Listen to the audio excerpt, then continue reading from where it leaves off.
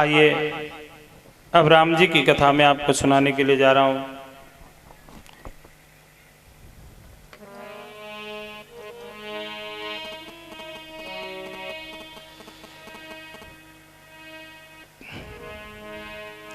क्यों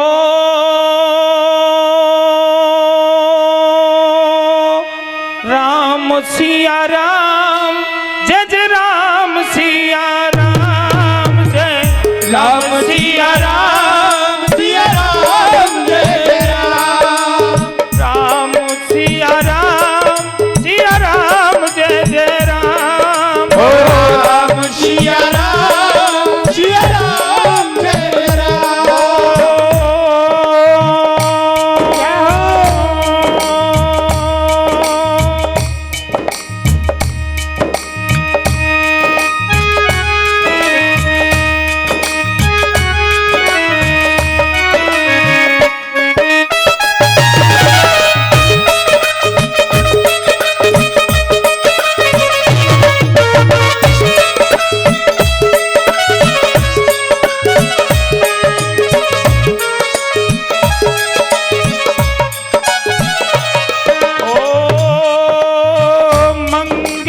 भवन अमंगल हारी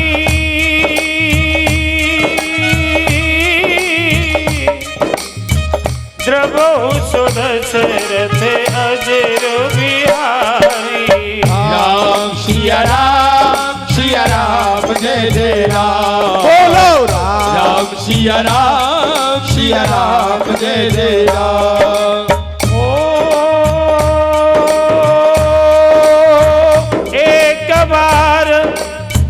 भूपति मन माई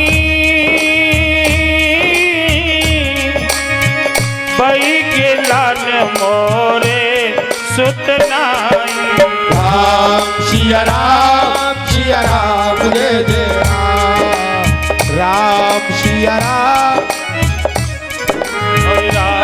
सिया राम जय जय राम है राम सिया राम जय जय राम।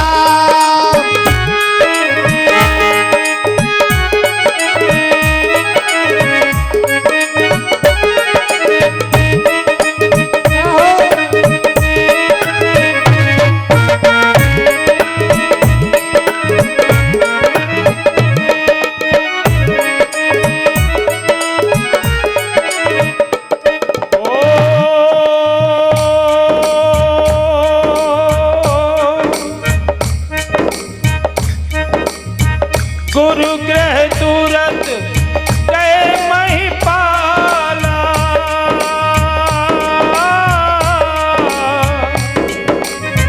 चरण लागे कर विनय विशाला राम सिया राम जय जय राम राम सिया राम जय जय राम।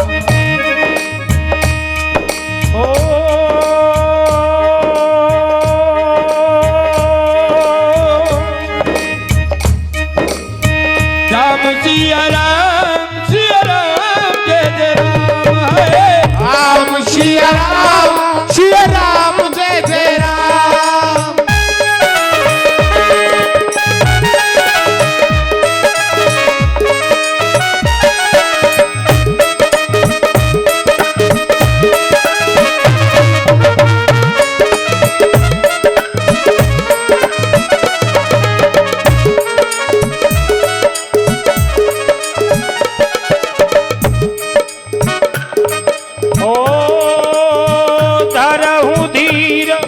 हो सुत चारी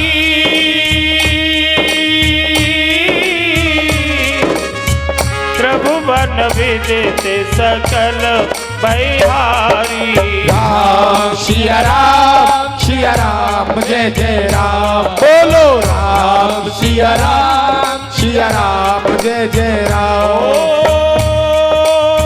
श्रृंगीर से वशिष्ठ बुलावा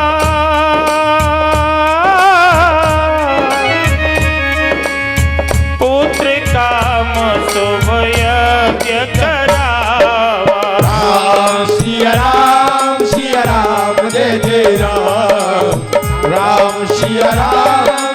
राम जय जय राम हमारी राम जी से राम राम कहियो जी हनुमान हमारी राम जी से राम राम कहियो जी हनुमान ओ कहियो जी हनुमान रे कहियो जी हनुमान कहियो जी हनुमान ओ कहियो जी हनुमान हमारे राम जी से राम राम कहियो जी हनुमान हमारे राम जी से राम राम कहियो जी हनुमान हमारे राम जी से राम राम कहियो जी हनुमान हमारे राम जी से राम राम कहियो जी हनुमान।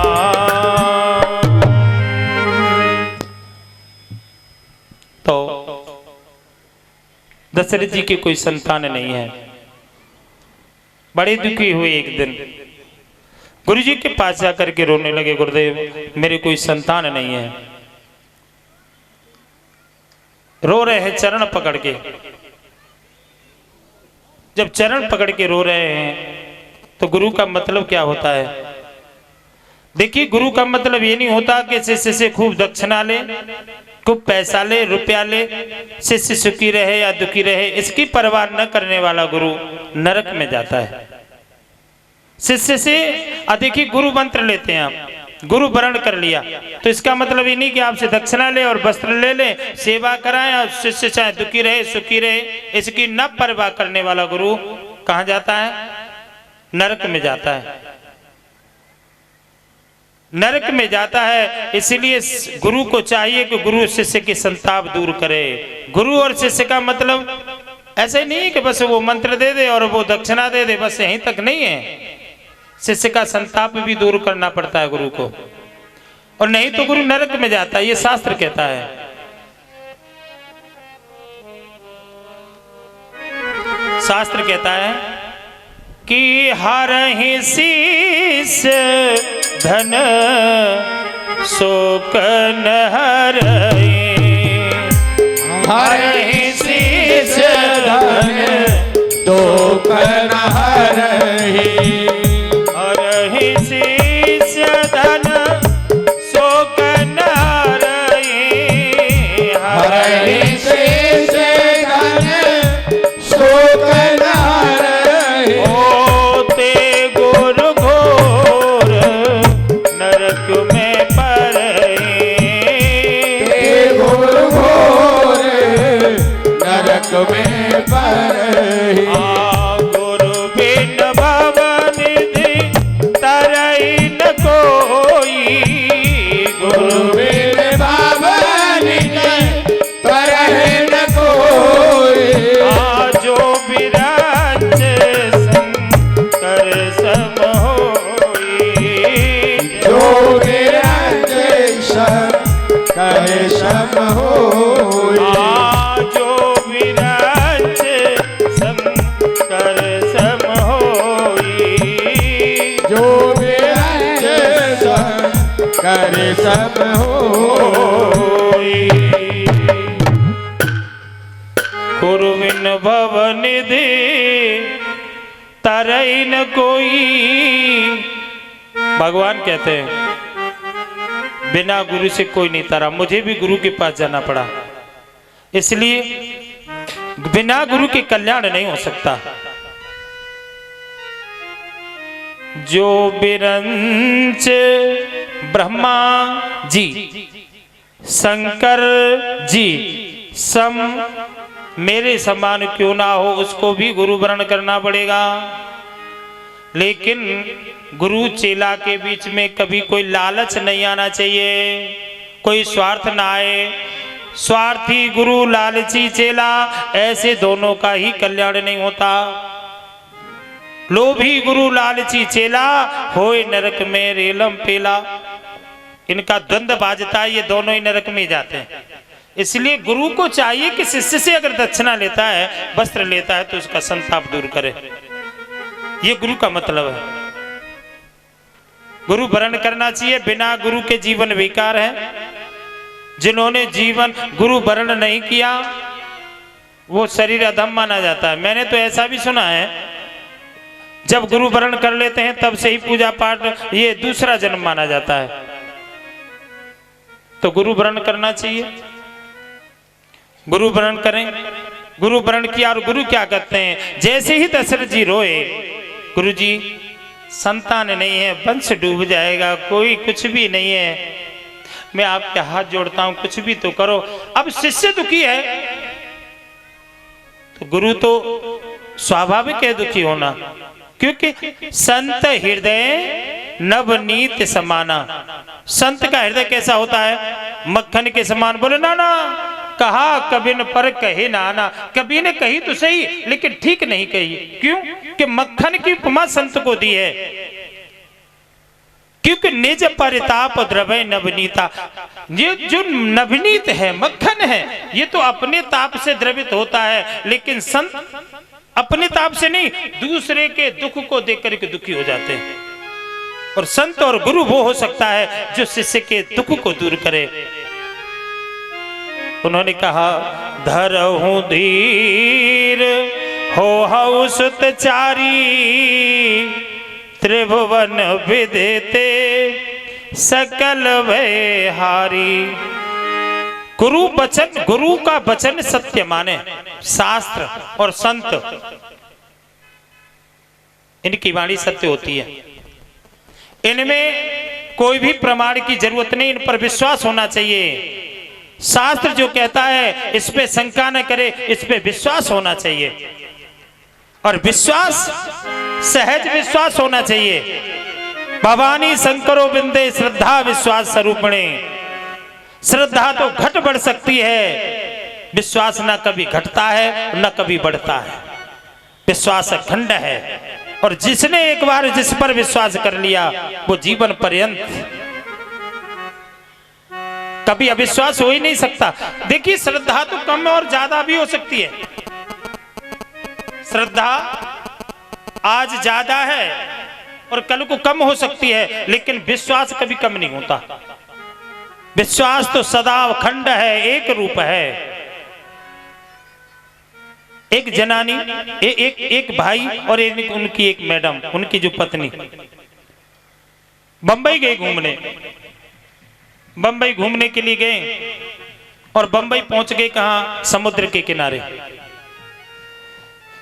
समुद्र के किनारे सैलानी लोग जाते हैं, वहां की प्रकृति को देखते हैं, निहारते हैं। उनके जो पति थे ना, बड़े प्रकृति के शौकीन थे, उनके प्रकृति के बहुत शौकीन थे। उनकी पत्नी, कैमरा वैमरा हाथ में ले रखा था, उनकी पत्नी बार बार पति से देख, अजी अजी देख रहे हो, अरे अरे सुन नहीं रहे, देखो वो कितनी बढ़िया चीज है, अरे देखो वहां क्या चीज है, अरे देखो समुद्र, अरे सुन नहीं रहे हो। अब पति कैमरा लेकर के, दूरबीन लेकर के ऐसे निहारा, बड़ा आनंद ले रहा है, बस वैसे ही कर रहा है। अब एक बार ऐसा पति खुआ और पत्नी का तो मन नहीं लग रहा है, बोले रे सुन रहे हो नहीं, अरे सुन नहीं रहे हो, देखो पड़ाके बिक रहे हैं, पड़ाके खाए पीवे की चीज, कोई कबू कचू के अरे ना सुन रहे, अरे सुनना रे। अब वो तो मस्त तो प्रकृति देखने में, जैसे ही वो बार बार डिस्टर्ब कर रही ना, पति को बिल्कुल गुस्सा आ गया और गुस्सा आकर इनकार के रिवाल्वर आंटी में से और पत्नी की कनपट्टी पे रख दी। खामोश। जैसे कनपट्टी पे रखी ना, पत्नी हंस रही है, कनपट्टी पे बंदूक रखी है और हंस रही है। क्यों जी, तुम्हारी कनपट्टी पे धर दे नाल तो हंसोगे, लेकिन पत्नी हंस रही है। जानते हो क्यों? जब देर हो गई और सर जी का गुस्सा कम हो गया, गुस्सा कम हुआ, तब उसने प्यार से कहा, रही प्रिय एक बात बता, मैं तो गुस्सा में आके अपना आवेश खो बैठा, आवेश में आ गया, सुध बुध खो उठा, और मैंने तेरी कनपट्टी पे ये पिस्तौल लगा दी, बस तनक देर थी, थोड़ा सा टाइगर दबता और तेरा कल्याण हो जाता। तेरी मृत्यु में तनक ही फैसला था, तुझ में तेरी मृत्यु में तनक टाइगर दबता, तू मर जाती, और तू मरने समय पे भी हंस रही है, मैं तुझे तनक देर में मार देता तो भी हंस रही है। पत्नी ने कहा, मुझे विश्वास है ऐसा हो ही नहीं सकता, मुझे विश्वास है कि ऐसा हो ही नहीं सकता, आप मेरे पति हैं और पति मेरे पति मुझे कभी मार ही नहीं सकते। ये सहज विश्वास है पत्नी का पति पर कि मेरा पति है, मेरे साथ कभी गलत कार्य कर ही नहीं सकता, मार ही नहीं सकता। इसे विश्वास कहते हैं। और घर में विश्वास होना चाहिए। और जिनके घर में विश्वास नहीं, पति पत्नी का, और पत्नी के प्रति पति का, और भाई के लिए भाई का, और पुत्र के लिए पिता का, पिता के लिए पुत्र का, पुत्र के लिए माँ का, अगर विश्वास घर में नहीं होगा तो वो घर कभी संपन्न नहीं होगा और कभी घर ठीक नहीं चलेगा। इसलिए अब विश्वास होना चाहिए गुरु वाक्य पे। जो गुरु ने कहा है, जो वचन दिया है वो पूरा होगा। अब दशरथ जी तो निश्चिंत, अब दुखी कौन हो गए? दुख भी बढ़ता है। दुखी कौन हो गए? गुरु जी हो गए। अब क्या करूं, मेरे शिष्य की कैसे संतान हो? अब ढूंढ रहे हैं क्या करना चाहिए। अब चेला तो पैसा ही दे सकता है, लेकिन अब ये क्या करना चाहिए मुझे? तब उनको ध्यान आया कि श्रृंगी ऋषि हैं, आगरा के रहने वाले थे श्रृंगी ऋषि। आगरा के पास में गांव है इनका आश्रम भी है वहां।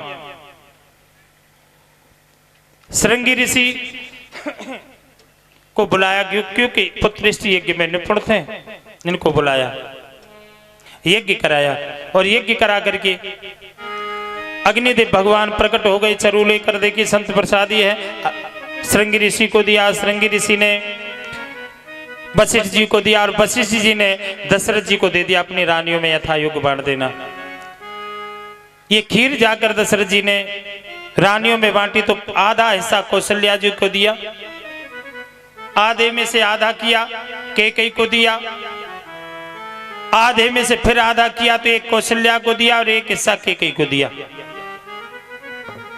कैकेयी और कौशल्या कहने लगी, बहन छोटी बहन रह गई, हम दोनों को तो प्रसाद दे दिया भगवान राजा ने। एक काम कर, कौशल्या ने कहा, तू जो अभी अभी प्रसाद दिया ना थोड़े वाला, वो प्रसाद सुमित्रा को दे दो, और मैं भी अपना एक हिस्सा दे देती हूँ प्रसाद का। दो भाग मिलने के कारण सुमित्रा के दो बेटे बताए। एक का नाम शत्रुघ्न है और दूसरे का नाम लक्ष्मण है। ये खीर से ही हनुमान जी का भी जन्म बताते हैं, बहुत प्रमाण है। हनुमान जी का भी जन्म हुआ कि कहीं ने इस खीर को फेंक दिया था गुस्से में आके। इसे चील ले गई। चील ने अंजना तपस्या कर रही, वहां पहुंची, खीर का दोना चील के मुंह से छूट गया। पवन के झोंके से, पवन की सहायता से खीर का दोना अंजना के मुख तक पहुंचा और इस खीर को खाया तो हनुमान जी का भी जन्म हुआ। लेकिन रामचरितमानस में नहीं, और अन्य आनंद रामायण में, विश्राम सागर में कई जगह आपको मिलेगी पढ़ने के लिए। लेकिन रामचरितमानस में 3 हिस्सा किए गए। अर्धभाग कौशल्या दीना, आधा हिस्सा कौशल्या जी को दिया है।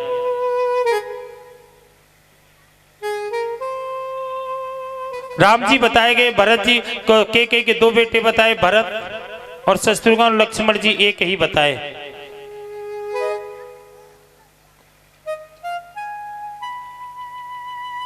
अन्य शास्त्रों में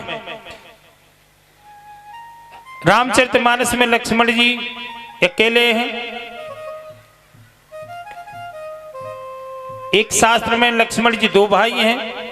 जो भी आपकी समझ में आता हो वो मान लो। ये इनका जन्म हुआ, ये बड़े हुए, बड़े होकर के नामकरण संस्कार हुआ, गुरु जी के यहाँ पढ़ने के लिए गए, पढ़ करके वापस आए, विश्वामित्र जी इनको लेवा ले गए।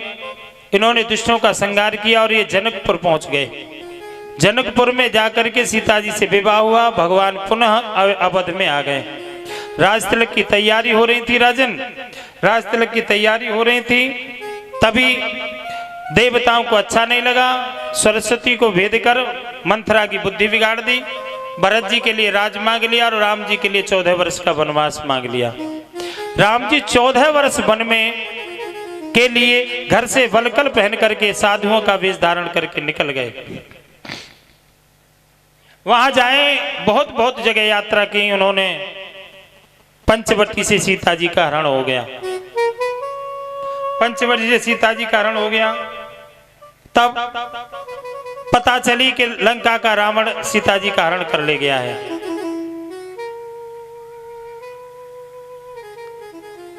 युद्ध करने की तैयारी है। अब सीता समुद्र के किनारे राम और लक्ष्मण बैठे हैं बड़े दुखी मन से। तभी वहां पर नारद जी आ गए। जरा ध्यान दें, नारद जी आ गए और नारद जी जब आए, लक्ष्मण जी और राम जी के दुख का कारण पूछा। तब राम जी से पूछा, राम जी आप इतने दुखी क्यों हैं, रो क्यों रहे हैं, क्या बात है, क्या परेशानी है? राम जी बोले, क्या बताएं पंडित जी, हम बड़े दुखी हैं। हम गांव से जब आए तो हमारी पत्नी हमारे साथ थी, लेकिन हम इस वन में आए पंचवटी में, हमारी पत्नी को रावण हरण करके ले गया है। हम बड़े दुखी हैं, हमारी पत्नी का हरण कर लिया है रावण ने। हम बड़ी दुखी हैं, हम उनको मुक्त नहीं कर पाए, कैसे मुक्त कर पाएंगे? राम जी रो रहे हैं, राम जी दुखी हैं, लक्ष्मण जी दुखी हैं। तब नारद जी बैठ गए। देखिए, दुख में विद्वान को चाहिए कि उनके संताप का हरण करना करे।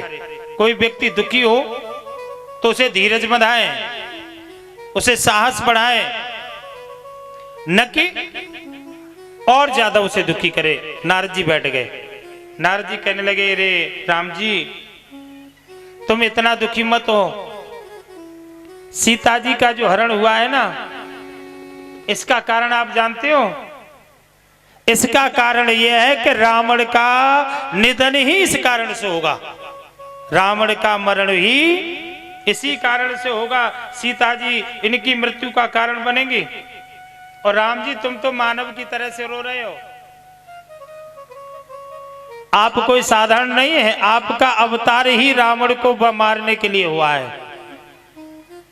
आपका अवतार रावण को मारने के लिए हुआ और सीता जी का हरण, सीता जी ही इसका मृत्यु का कारण बनेंगे। अब समझ आ रहे हैं कथा, इसका कारण कोई दुखी मत हो। सीता जी का हरण इसीलिए हुआ कि इसकी मृत्यु होगी। और सीता जी का हरण क्यों हुआ बता दें? वो कह रहे हैं, सुनो, एक समय की बात है।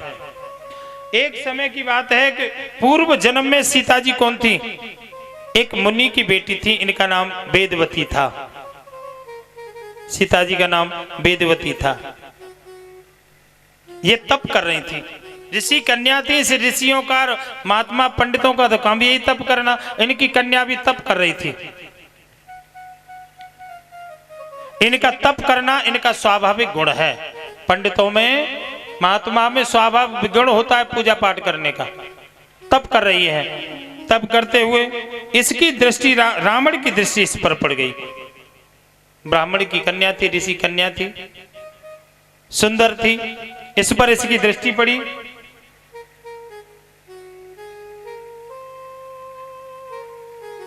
रावण कन्या के पास आ गया और कन्या ने रावण का घोर अपमान किया। इतने बड़े विद्वान हैं, ऐसा काम, बहुत घोर अपमान किया। जब कोई बात वेदवती ने नहीं मानी, रावण की अपमान किया, तो रावण ने क्रोध में आकर के उसका जो जूड़ा बंधा था ना, यहाँ ये जूड़ा, और जूड़ा उसका पकड़ लिया। जूड़ा पकड़ के खींच रहा है, चलेगी कैसे नहीं मेरे साथ, शादी क्यों नहीं करेगी? जैसे जूड़ा पकड़ लिया, कन्या जैसे जूड़ा पकड़ के खींचने लगी तो कन्या को क्रोध आ गया। और कन्या का क्रोध आया और क्रोध आ गया, मन में आया और उन्होंने कहा, हे रावण, तूने मेरा स्पर्श किया है, अब मैं ये शरीर छोड़ दूंगी। तूने मुझे छुआ, इसलिए मैं अब ये शरीर छोड़ दूंगी। ये शरीर छोड़ करके, ये शरीर छोड़ना ही उत्तम है। तब श्राप दिया रावण को, रावण, तेरा वध करने के लिए मुझे धरातल पे आना पड़ेगा और एक उत्तम स्त्री का मुझे जन्म लेना होगा। रूप प्रकट करूंगी, मेरी माता के गर्भ से मेरा जन्म नहीं होगा, मेरा माँ के गर्भ से जन्म लेने का कोई संबंध नहीं होगा। मैं, वही सीता है, वही लक्ष्मी है और वो ही वेदवती ही ये सीता बन के आई है। और इसने पहले ही कह दिया कि मैं माँ के गर्भ से जन्म नहीं लूंगी, मेरा माँ से कोई भी संबंध नहीं होगा। इसलिए ये सीता जी प्रकट हुई हैं पृथ्वी से, रावण का वध इन्हीं के कारण होगा। हे राम जी, देवताओं ने श्री हरि से रावण के वध के लिए प्रार्थना की थी। तब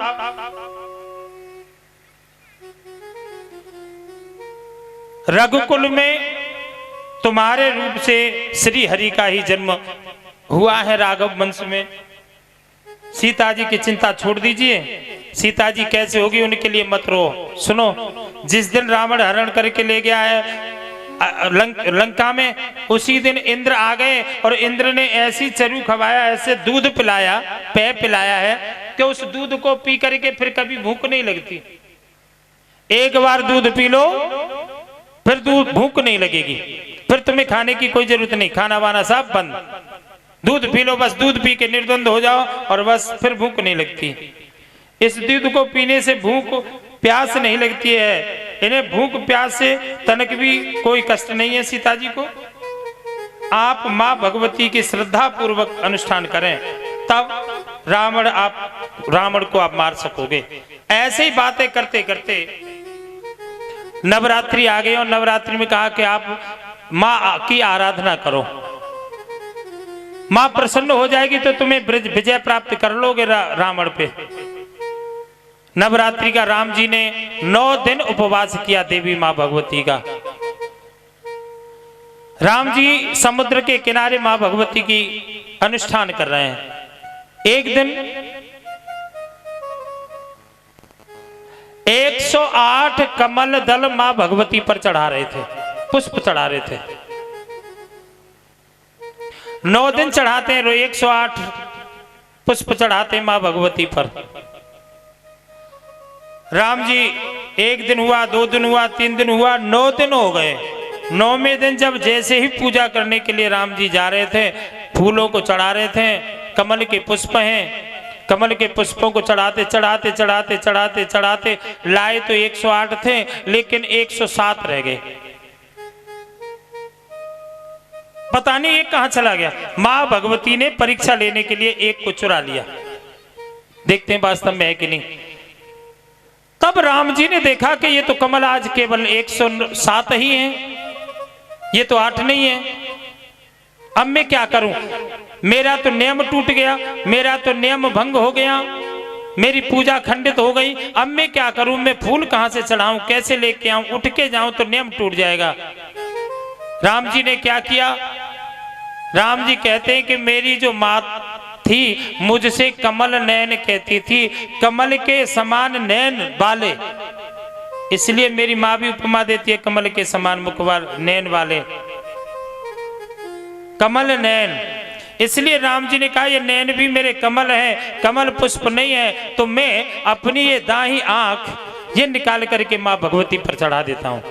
और राम जी ने बाण लिया, राम जी ने बाण लिया और बाण लेकर के अपनी आंख में ऐसे चुबा लिया और आंख निकाल ली बाहर।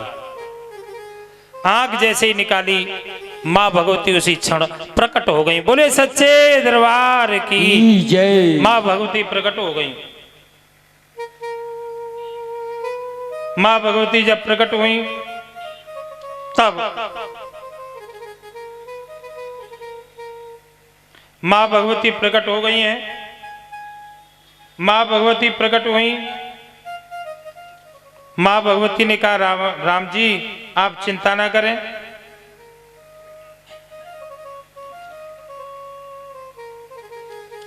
आप चिंता ना करें, रावण आपके द्वारा मारा जाएगा और उनका तुम्हारा जो छोटा भाई है ये मेघनाद का भी वध करेगा। ये कथा श्रवण कराई है।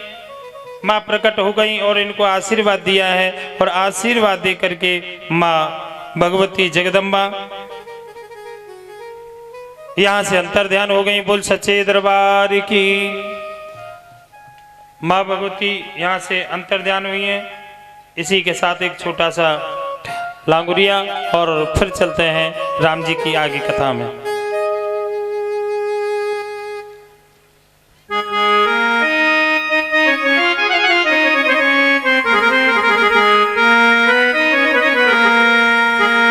और पिला मादे तू अपने नाम का प्याला।